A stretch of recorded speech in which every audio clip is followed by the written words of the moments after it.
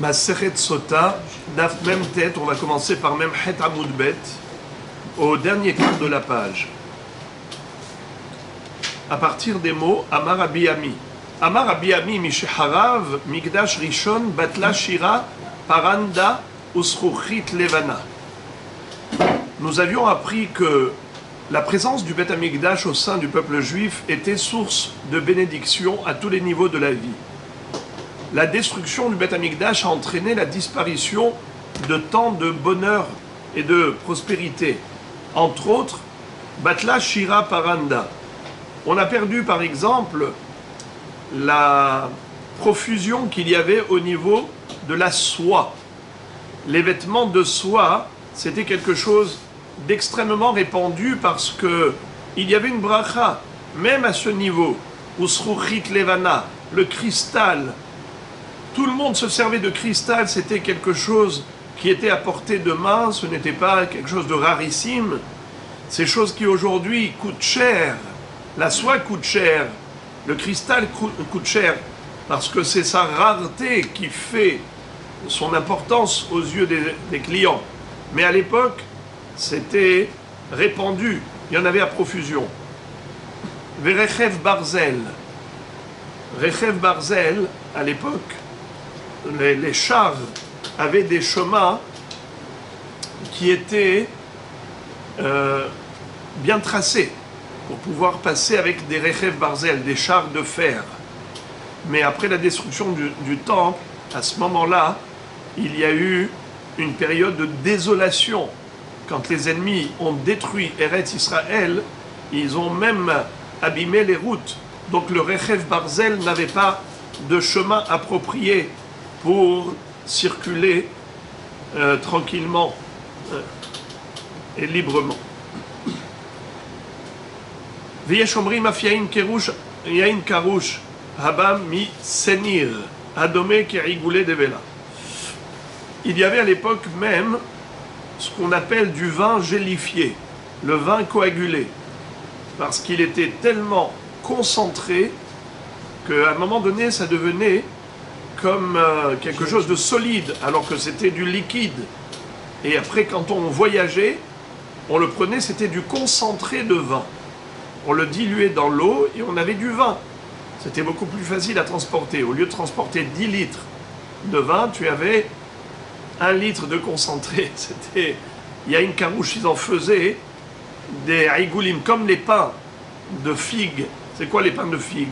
C'est des figues pressées, et on faisait avec ça des pains de figues.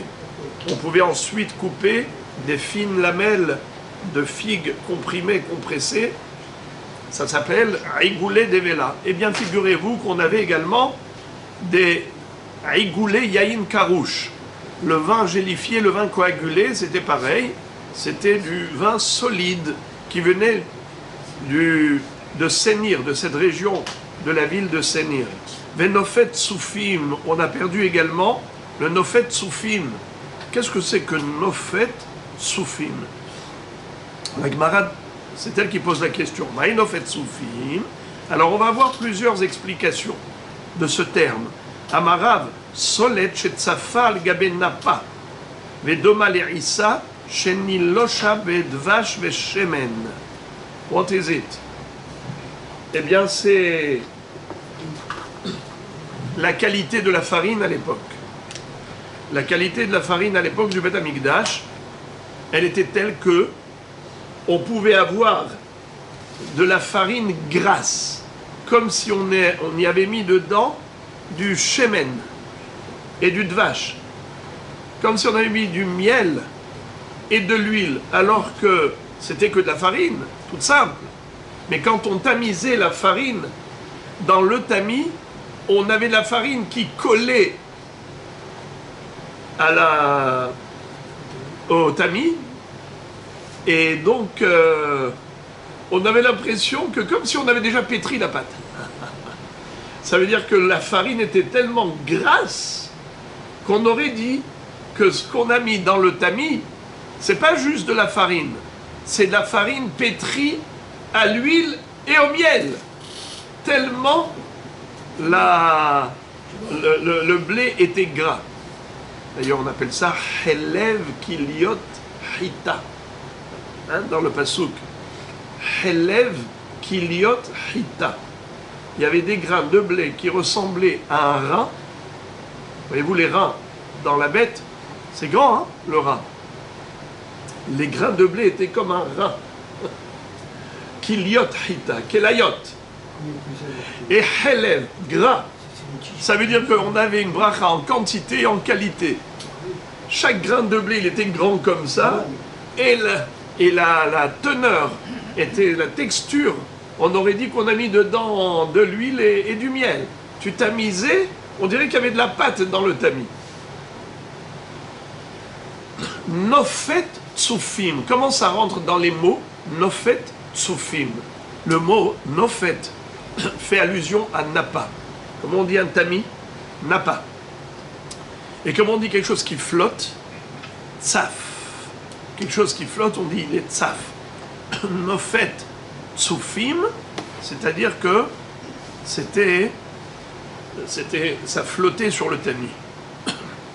Autre pirouche, c'est celui de Lévi. Lévi Amar, et Lévi nous dit, c'est quoi Nofet tsufim Shte kikarot anidbakot batanur, betofhot ubaot, ad shemagiot zulazo. La bracha qu'il y avait dans le pain, c'est que quand on mettait deux pains sur les parois du four, parce que vous savez comment ça se passait à l'époque, on mettait comme des pitotes collées aux parois du four, et c'est comme ça que le foyer de feu était au milieu, la chaleur était au milieu, et les pains qui étaient sur les côtés allaient cuire. Mais il y avait une telle bracha à l'époque du Beth Amikdash, que le pain allait gonfler, et les deux pains qui étaient des deux côtés, hop, ils se rencontraient au milieu. Les deux pains qu'on avait collés aux parois du four, ils grossissaient jusqu'à ce qu'ils se touchaient, et de halot. Et nous dit Rashi, comment ça rentre dans les mots de Nofet Tsufim. Alors là encore, c'est-à-dire que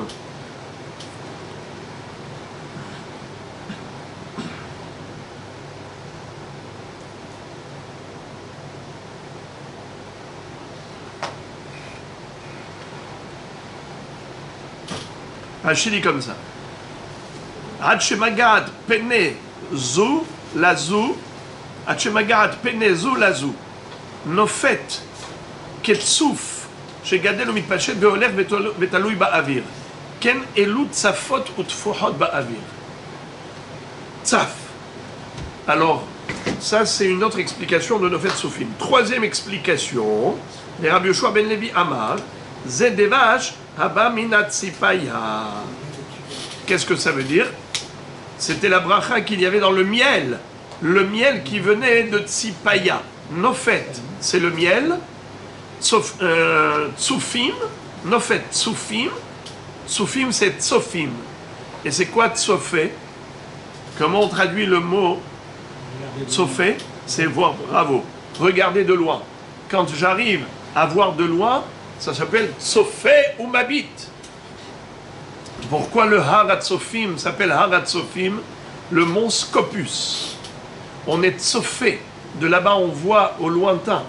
Eh bien, Nofet Tsofim, le miel que les abeilles vont aller butiner dans des fleurs qui se situent dans les hauteurs des montagnes.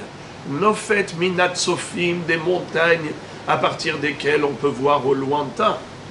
Et Maïmashma, comment ça ressort de ces deux mots?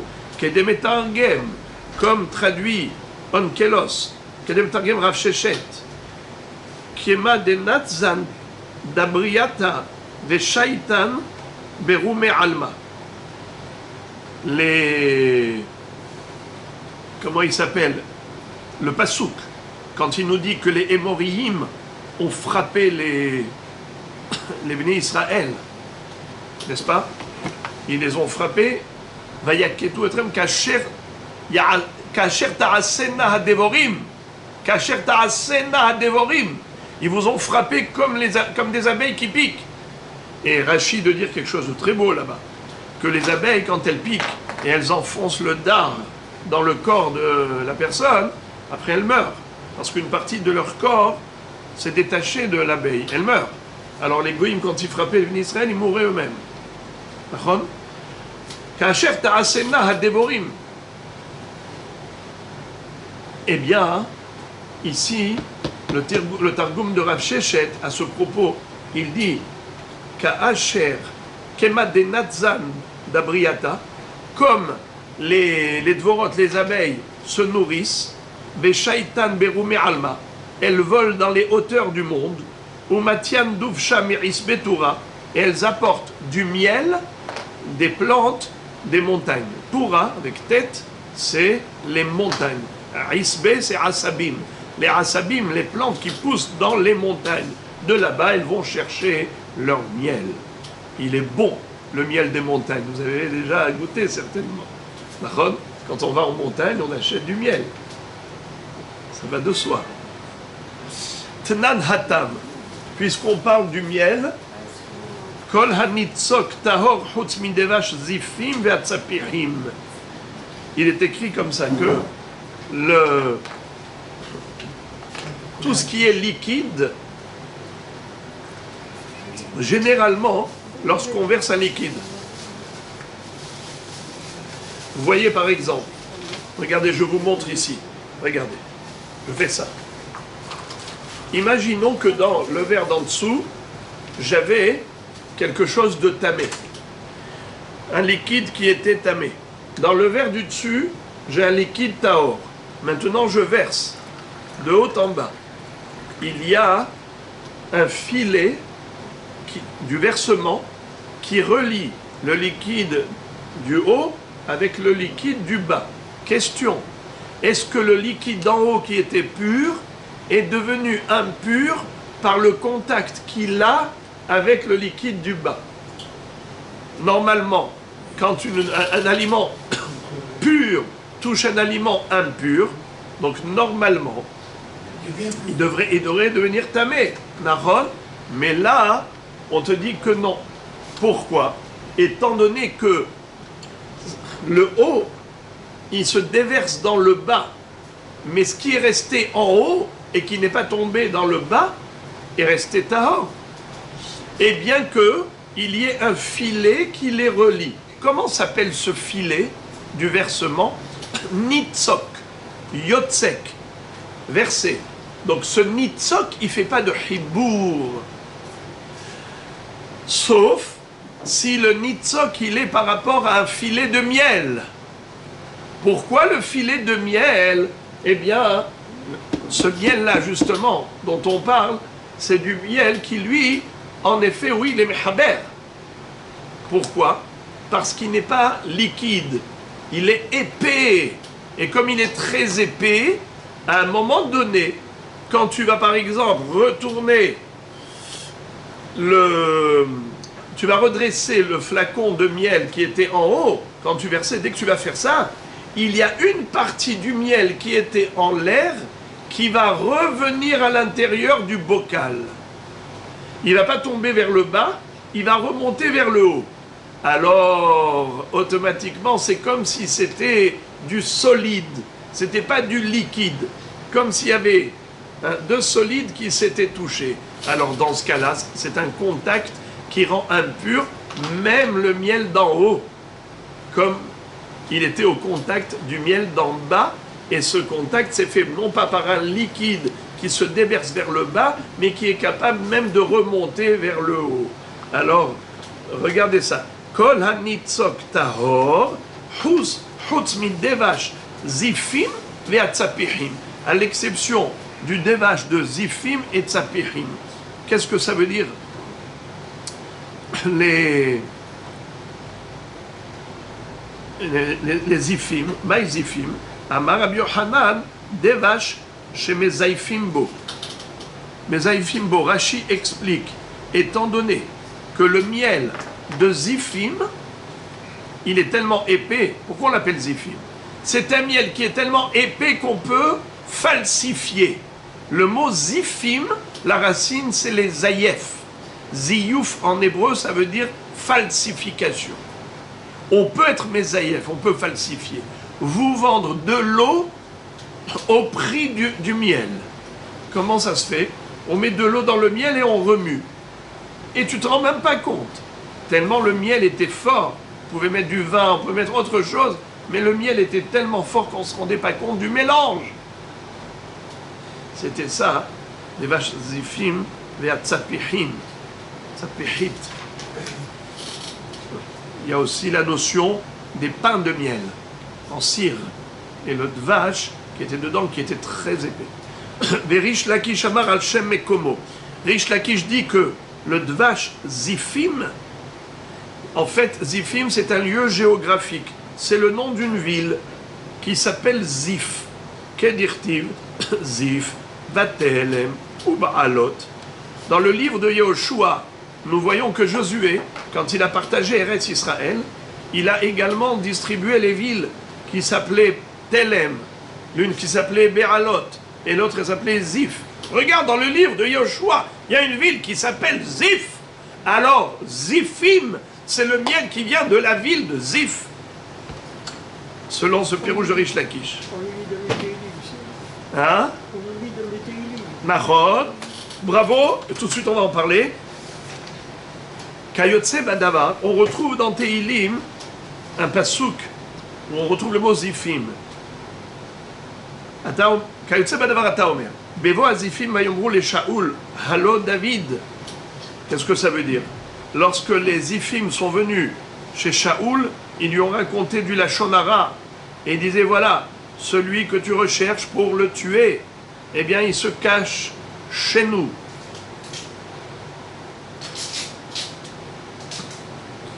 Et c'est quoi Zifim là-bas? Il y a deux Pirouchim, la même chose. Regardez. Bevo Zifim, Vayomrou les Shaoul, Allo David, Mistater Imanu. David se cache chez nous. Maïzifim, Amar Rabbi Yochanan, Bnei Adam, Hamezaifim d'Ivrehem. C'était des gens qui étaient des falsificateurs, des menteurs, des délateurs, des colporteurs.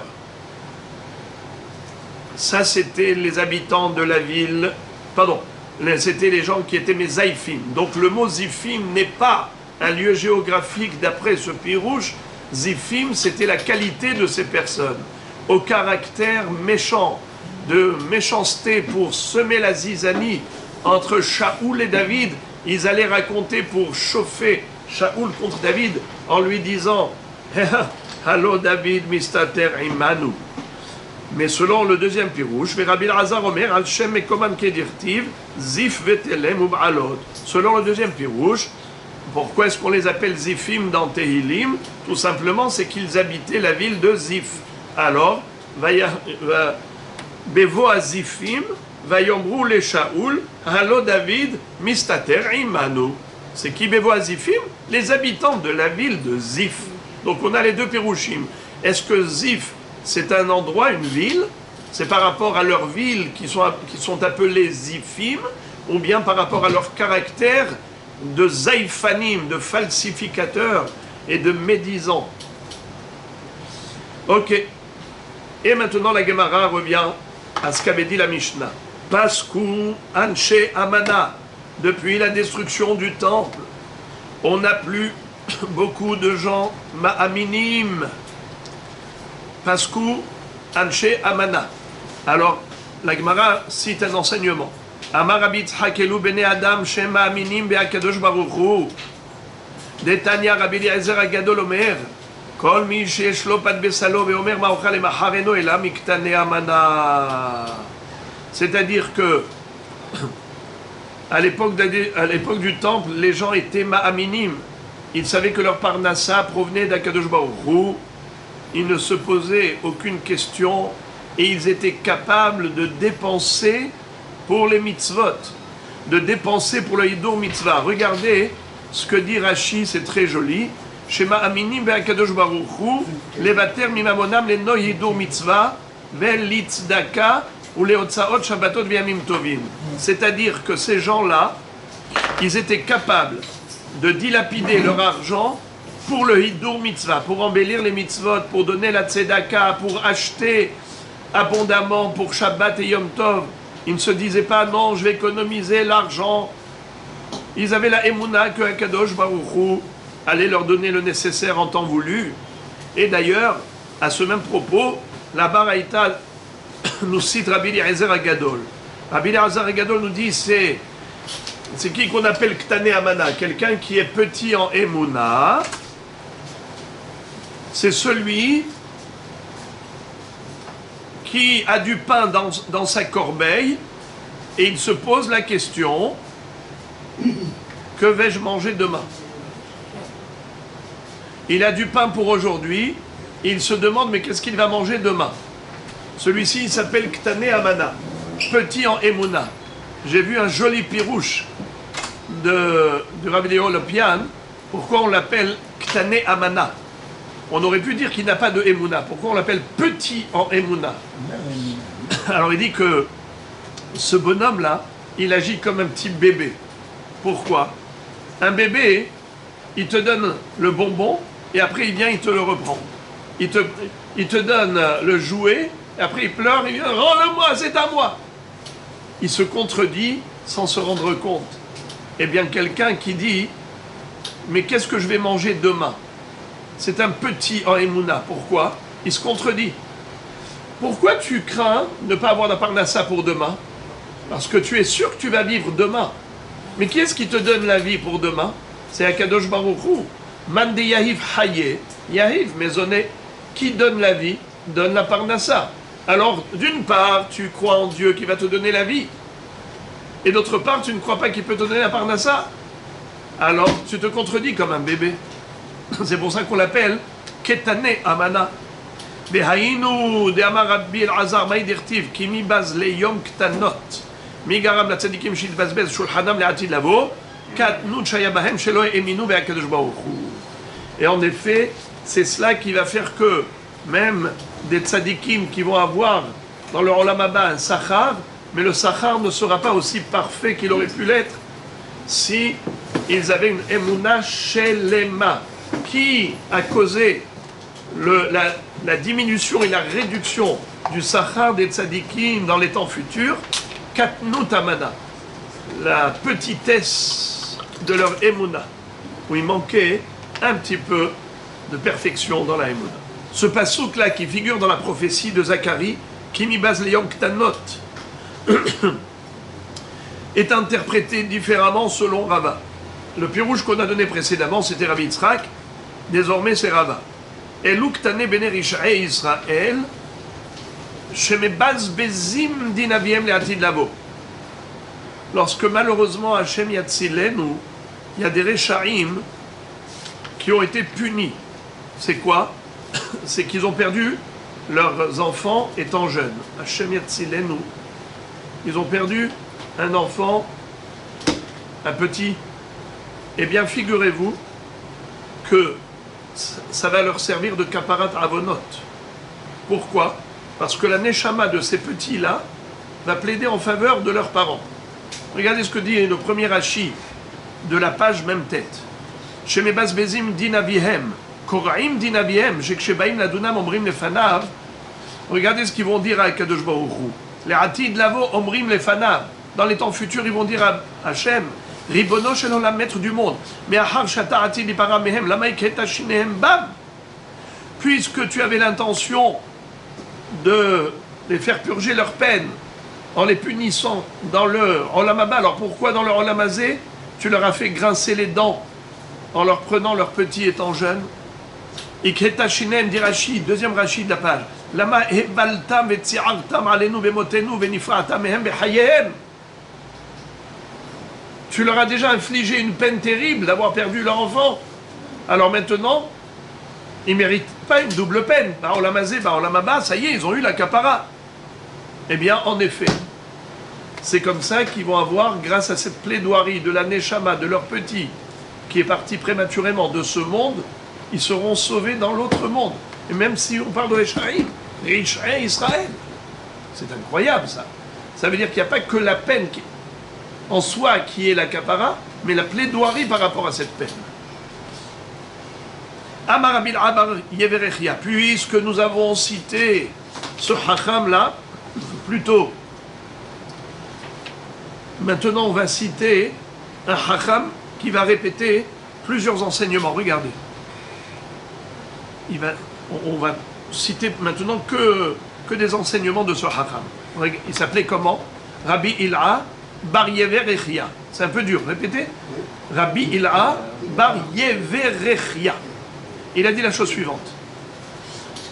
Il m'allait Tefilato chez David, Ayukol Israël Mochrer Evav. Si David Amelech n'avait pas prié en faveur d'Israël, eh bien Israël aurait pu, Chazé Shalom, souffrir de pauvreté et tout leur métier, ça aurait été un travail de vendre que des produits salissants, des produits gras, des produits qui collent, comme du chouman, du revav, de la graisse, de l'huile. Mais grâce à qui ils ont une bonne parnassa, eh bien David Amelech a prié dans Teilim en disant Shita Hashem Mora Lahem Yed'u Goim Enosh Hema Sela. C'est-à-dire, Akadosh Baruch Hu, s'il te plaît, donne à Israël des bons métiers, des carrières professionnelles importantes, qui puissent trouver grâce aux yeux des Goïm, car les Goïm considéraient les Juifs comme moins que rien, ils les sous-estimaient. Pourquoi? Parce qu'ils n'avaient pas de métier important.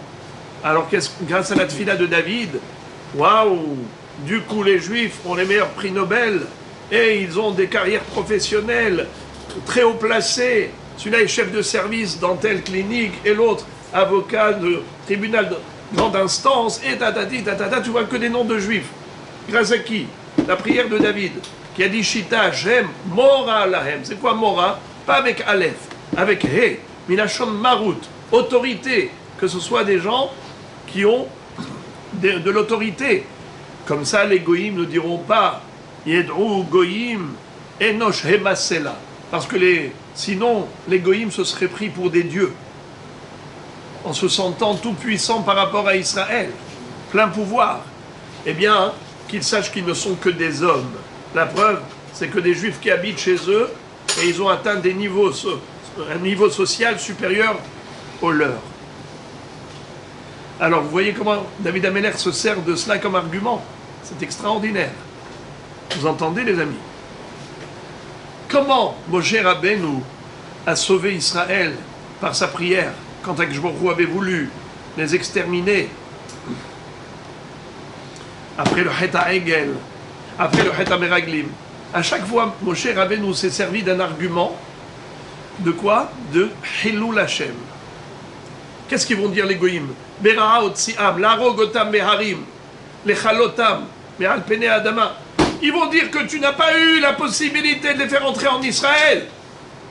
Alors tu les as tués dans le désert. La même chose après le Meraglim. Mibilti yocholet Hashem le'aviam. Ils vont dire oui, tu as réussi contre Paro, un roi, mais tu n'as pas réussi contre 31 rois qui vivaient en Kenaan. Quel Hilul Hashem. Et cet argumentaire a fait valoir à Israël sa survie. Eh bien, la même chose, David Amelech dit, même si Am Israël ne mérite pas, ils sont dans le Galout, tu as détruit le Beth Amikdash, tu les as exilés, mais qui ne pataugent pas dans la pauvreté aussi en plus. Parce que qu'est-ce qu'ils vont dire les Goïm? Ils vont se prendre pour des dieux, pour des divinités par rapport à Israël. Ils vont se sentir tout puissants. Non, Shita Hashem Mora Lahem, Yed'u Goïm Enosh Hemasela. Que les Goïm savent qu'ils ne sont que des Bnei Adam. Ils ne sont pas des dieux, ils ne sont que des êtres humains ordinaires. Encore, Ve'amar Rabbi Il'a Bar Yeverechia, toujours ce même maître, nous enseigne que grâce à la prière d'un tzaddik, il m'allait tefilato shel Habakouk. היו שני תלמידי חכמים מתחסים בטלית אחת ועוסקים בתורה שנאמר תפילה לחבקוק הנביא השם שמעתי שמעך יראתי השם פעולך בקרב שנים חייהו אל תקרא בקרב שנים אלא בקירוב שניים. Qu'est-ce que ça veut dire? La tfila de Habakouk a valu la parnassa aux Talmidei Chachamim qui étudient la Torah. Sinon, ils auraient pu se retrouver tellement pauvres qu'ils n'auraient eu qu'une seule couverture pour se couvrir à deux. Hashem Parolecha Bekerev Shenaim. C'est quoi Parolecha? Ton œuvre c'est la Torah. Bekerev shanim shenaim ota peula shelcha deinu dvar Torah shei bekiruv shnaim, comme les deux se rapprochent. ששניים צריכים להתקרב יחד בכיסוי אחד, חייהו, רפאהו, והרווח להם, ותן להם חיותם. Donne-leur la vie, c'est-à-dire donne-leur la parnassa, pour qu'ils puissent étudier la Torah en bonnes conditions. Voilà la tfila d'un tzaddik comme David Ameler qui a protégé l'ensemble du peuple juif, et la prière du prophète Habakkuk, elle a donné aux Talmidei Chachamim la possibilité également de vivre dans la dignité. ואמר רבי אלעבר יברכיה שני תלמידי חכמים המהלכים בדרך בין ביניהם דברי תורה ראויים להישרף באש, שנאמר ויהיה מה הולכים הלוך ודבר, והנה רכב אש וסוסי אש ויפרידו בין שניהם ויעל אליהו בסערה שמיים תעמדי כדיבור עלי כדיבור ראויים להישרף. C'est-à-dire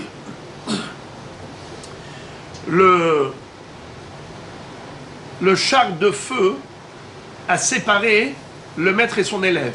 C'était qui? Eliyahu Hanavi et Elisha Hanavi.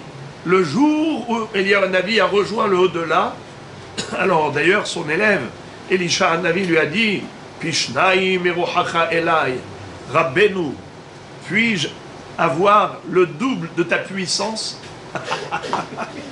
Il lui a dit je voudrais que tu m'octroies le double de ta force. Pishenaim mirohacha elai. Est-ce qu'on peut donner ce qu'on n'a pas? J'ai 1000 shekels. Quelqu'un me demande, s'il te plaît, tu as 1000 shekels, alors donne-moi 2000. Je ne peux pas te donner ce que je n'ai pas. Et Eliyahu Hanavi lui a pas dit non. Il lui a dit, si tu me vois lorsque je me sépare de toi, eh bien sache que ton souhait était comblé. Sinon, non. Et qu'est-ce qui s'est passé quand le char de feu les a séparés et que Eliyahu Hanavi est monté dans la flamme de feu vers le ciel, et Elisha Hanavi il le voit monter, il appelle Avi, Avi, Rechev Israël ou Parashav.